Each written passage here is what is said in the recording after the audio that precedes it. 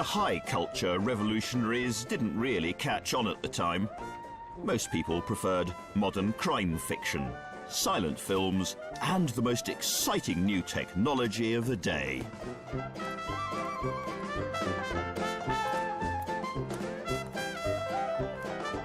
One evening in June 1920, a crowd was gathering outside the Marconi works in Chelmsford, Essex, waiting breathlessly for the Australian-born opera singer Dame Nellie Melba. Dame Nellie Melba was the most famous singer in the world. She was huge. Melba Toast, Peach Melba, both named after her. She arrived here in Essex for Britain's first ever radio event. When she got to the rather primitive studio, one of the engineers explained to her that her singing was going to be transmitted from a 450-foot-high tower just outside. "Young man," she said, "if you think I'm going to climb up there, you are greatly mistaken." At 7:10, accompanied by a small grand piano, Dame Nellie directed her voice into the microphone.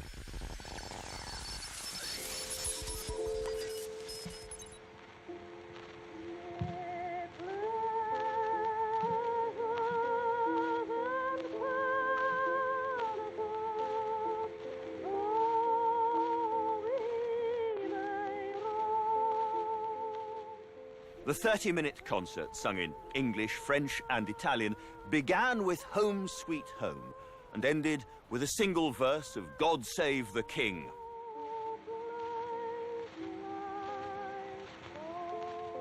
The world's first international broadcast performance was picked up by radio pioneers all the way from Chelmsford to Paris, Madrid, Berlin, even Newfoundland. The next day, the papers reported that the songs came over mellow and perfect, without scratch or jar. Radio 1, late-night talk shows, Terry Wogan. This is where it all began.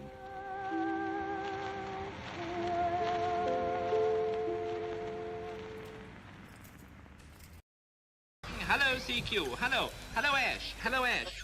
There may be some jamming. There may be some oscillation. Whoo! Sorry. Well, sorry, CQ. Closing down a moment. Most of Ireland had left the United Kingdom, but the British were already beginning to identify themselves less by territory than by culture.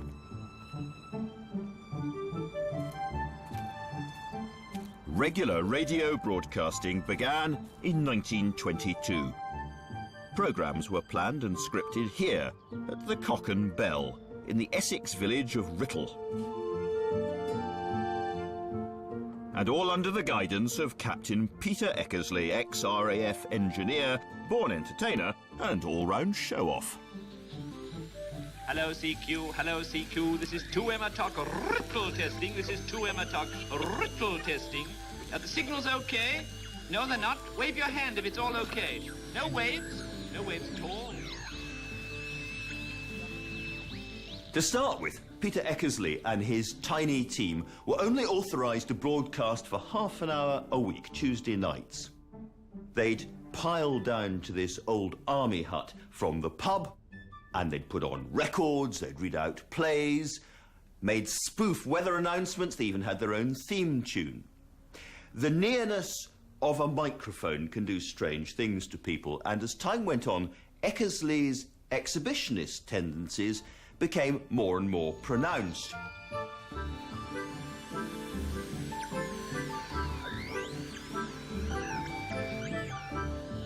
On one occasion, he promised a night of grand opera.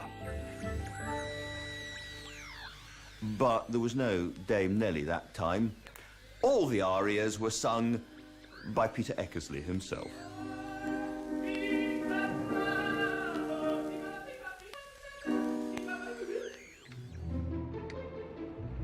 But Captain Eckersley was about to have his wings clipped.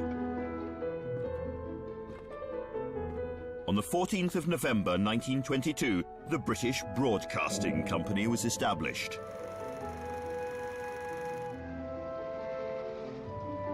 John Reith, a tall, balding Scot with a long scar running down one cheek, was appointed general manager.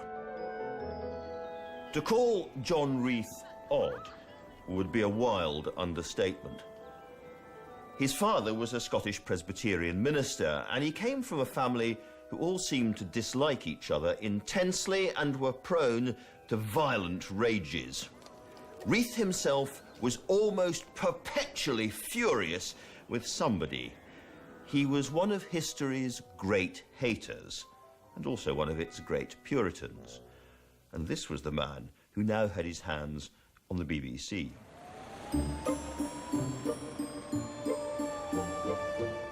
Reith appointed Peter Eckersley as his chief engineer and set to work shaping the future of British broadcasting. Everybody was struggling with two big questions. What was broadcasting for, and who should control it? Well, Peter Eckersley was absolutely clear. Every week, he and his team would trundle this piano down from the Cock and Bell pub to his ex-army hut, essentially because they wanted to entertain their listeners. Reith completely disagreed. For him, broadcasting was about information, education, and high culture. So who was going to decide? Well, that at least was becoming clear. John Reith would decide. John Reith was in charge. And in 1929, Captain Eckersley got divorced, and John Reith sacked him.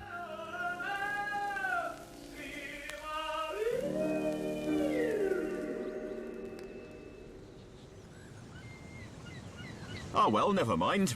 All across Britain, other young pioneers were on the up.